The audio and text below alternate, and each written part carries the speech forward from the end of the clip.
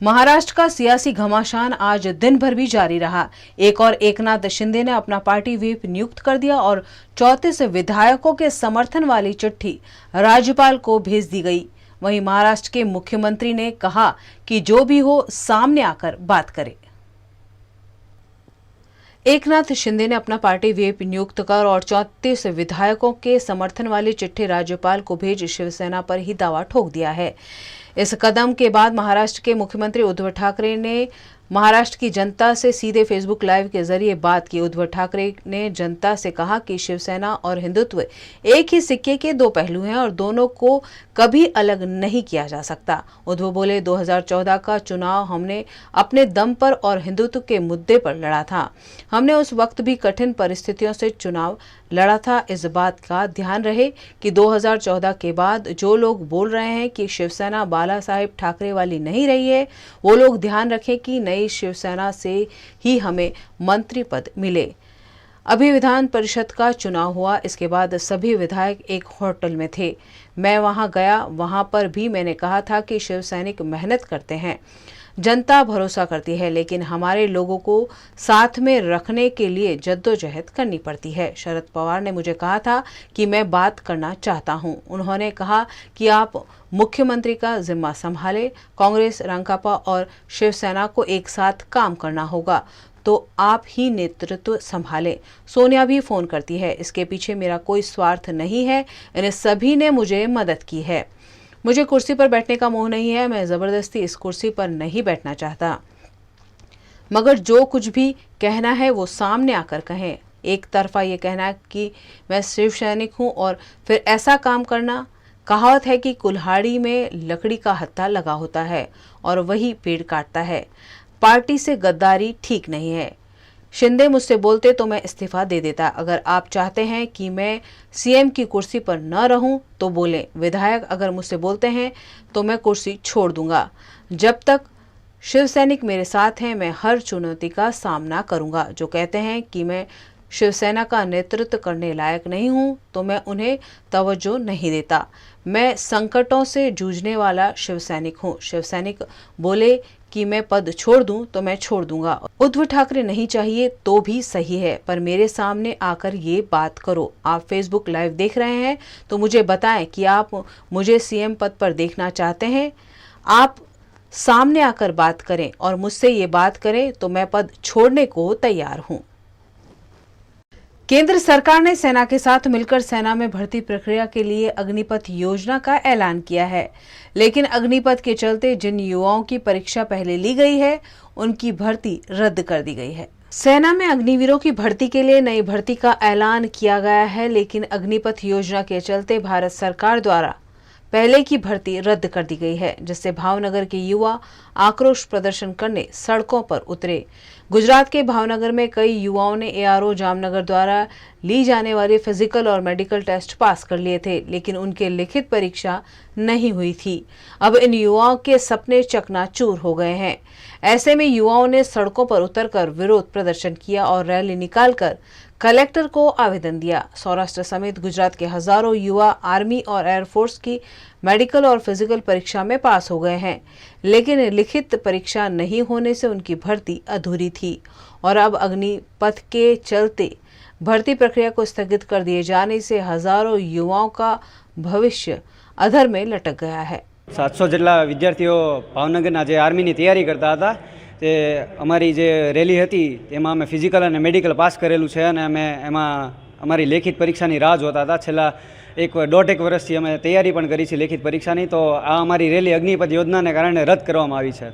તો જ્યારે નોટિફિકેશન બહાર પડ્યું ત્યારે તેમાં અગ્નિપથ સ્કીમનો કોઈ ઉલ્લેખ નહોતો અને હાલમાં અમારી અગ્નિપથ યોજનાને કારણે અમારી ભરતી જે રદ કરવામાં આવી છે એનો અમે વિરોધ કરીએ છીએ। અમે અગ્નિપથ યોજનાનો વિરોધ નથી કરતા, અમે એના લીધે જે અમારી ભરતી રદ થઈ છે, અમારી એક્ઝામ રદ થઈ છે એનો વિરોધ કરે છે। કારણ કે અમે ઘણા દોઢેક વર્ષથી અમે લેખિતની તૈયારી કરીએ છીએ અને બીજી કોઈ ભરતીની તૈયારી કર્યા વગર અમે આની તૈયારી કરતા હતા અને છેલ્લે અમને જવાબ આવો મળ્યો કે અમારી ભરતી રદ।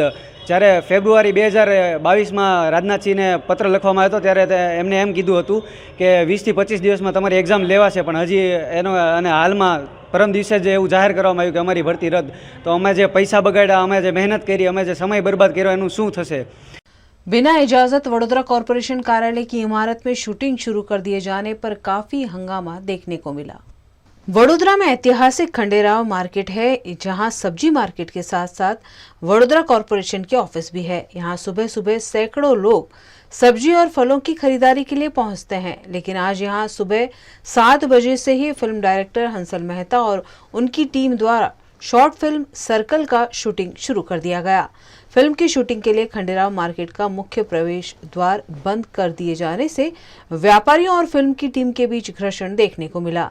इस बीच शूटिंग कर रहे लोगों ने मीडिया कर्मियों के साथ भी बदसलूकी की। समूचा मामला वडोदरा महानगर पालिका के मेयर केयूर रोकड़िया तक पहुंचा और वे खुद मौके का जायजा लेने पहुंचे। इस फिल्म की शूटिंग के लिए किसी तरह की अनुमति भी नहीं ली गई थी और बवाल होने के बाद फिल्म मेकर 11 बजे बाद शूटिंग के लिए फीस भरने पहुंचे। ऐसे में अवैध रूप से की जा रही इस शूटिंग पर किसकी रहम नजर थी, उस पर सवाल उठे।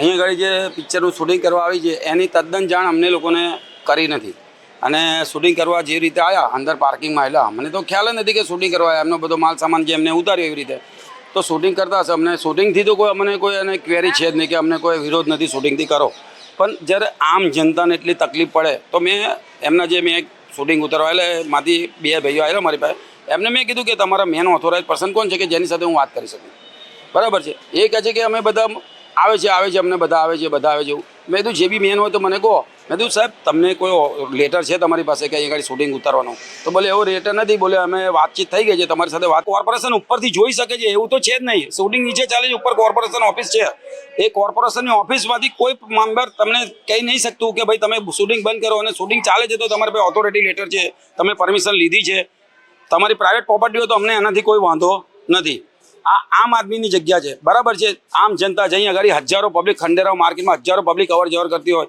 કોઈ રોજી રોટી માટે કરતા હોય કોઈ સબ્જી લેવા આવે તો ફ્રૂટ લેવા આવે હજારો પબ્લિકની દિવસ દરમિયાન અવર જવર છે એમની મેતે આમ જનતાને તકલીફ એટલે બહુ વેઠવાનું તો અહીં આગળ ગમે તેવું વર્તન વિભિત્સ વર્તન કરે અમારી સાથે ના ચાલે આજે અમે બી માર્કેટમાં દુકાન લઈને બેઠા છે અરે સવારે લગભગ આ 7:30 8થી આ બધી મગજમારી ચાલી છે તો મેં એમને કીધું તમારે જે બી ઓથોરિટી પર્સન હોય તો અમારી સાથે વાત કરાવો તમે બપોરે 2 પછી આવો તો અમે તમને સામેથી કોઓપરેટ કરીશું અમને કોઈ વિરોધ નથી એનાથી। वडोदरा की मेडिकल कॉलेज में कार्यरत क्लास 3 और क्लास 4 के कर्मचारी लंबित मांगों को लेकर हड़ताल पर उतर गए हैं। वडोदरा के मेडिकल कॉलेज में पिछले कई सालों से कार्यरत क्लास 3 और क्लास 4 के कर्मचारियों के वेतन में बढ़ोतरी नहीं की गई है। इन कर्मचारियों में clerk, head clerk, junior clerk, record clerk, data entry operator, librarian, paramedical staff और क्लास 4 के सफाई कर्मचारी और प्यून शामिल हैं। इन कर्मचारियों ने महिला कर्मचारियों का जातीय शोषण करने वाले सुपरवाइजर को बदलने की मांग की है। साथ ही कर्मचारियों के वेतन में बढ़ोतरी समेत की मांगों पर पिछले 3 दिनों से कर्मचारियों ने हड़ताल कर रखी है।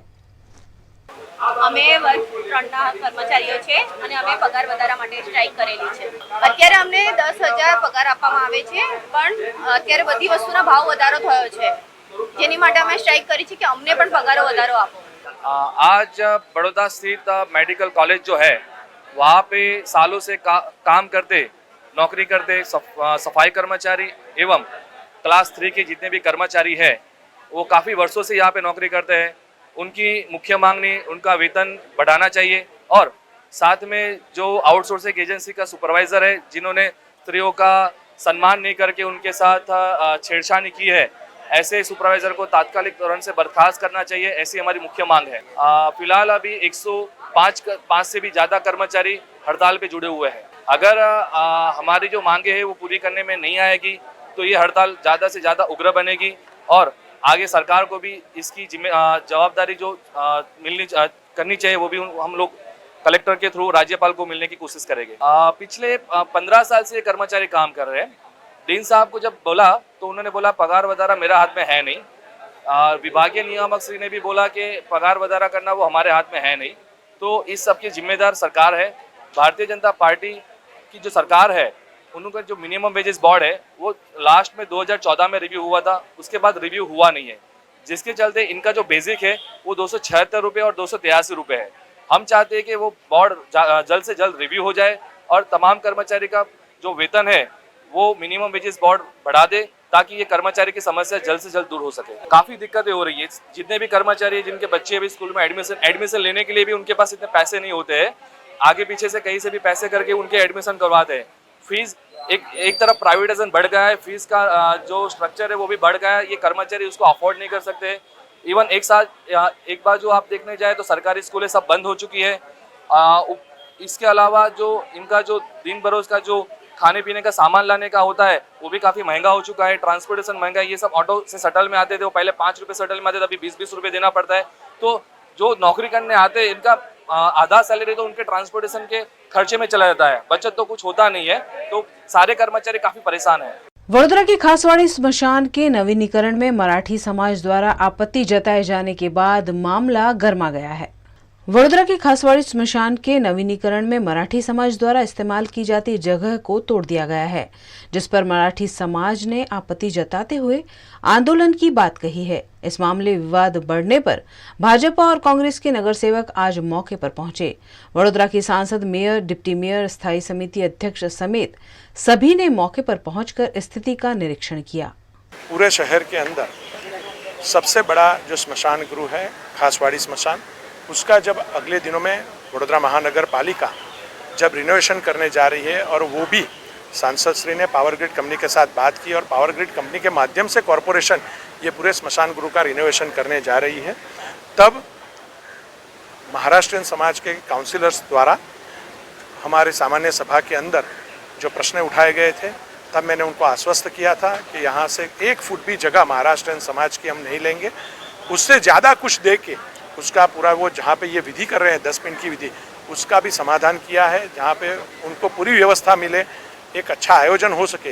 इसके लिए हम हमारे काउंसिलर श्री महाराष्ट्र समाज के सब आगेवान यहाँ पे आए हैं और हम सभी को आश्वस्त किया है कि यहाँ से 1 फुट जगह लेके नहीं बल्कि कुछ दे के हम लोग यहाँ से वडोदरा महानगर पालिका पूरे स्मशान गृह का रिनोवेशन करेगी। ये वडोदरा खासवाड़ी स्मशान जो है वो पावर ग्रिड को मैंने बोला और उन्होंने हमारे वडोदरा ये खासवाड़ी स्मशान का पूरा नवनिर्माण करने का 7 करोड़ रुपया से निधि से हमारा इतना सुंदर ये खासवाड़ी स्मशान मोक्षधाम बनने जा रहा है। 2 दिन पहले सभा में कुछ हमारे पार्षद ने मुद्दे उठाए थे, उनको शायद कम जानकारी थी और उनको पता चला कि कम जगह दे रहे हैं, तोड़ रहे हैं। मैं आपके माध्यम से सभी समाज को बताना चाहती हूँ, महाराष्ट्रियन समाज को बताना चाहती हूँ, हम ये सुंदर मोक्षधाम बनाने जा रहे हैं।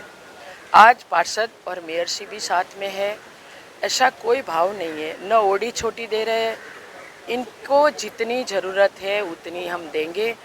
जो भी व्यवस्था यहाँ पे पहले थी, नया बनाने के बाद और सुविधा सभर व्यवस्था हो, ऐसा हम यहाँ बनाएंगे।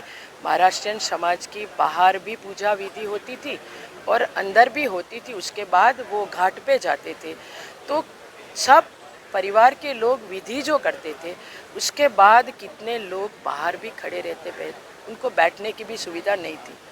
हम उनके लिए बैठने की भी सुविधा करेंगे। ये विधि करते हैं तो स्नान करने का भी चाहिए, तो उनके लिए भी सुविधा करेंगे।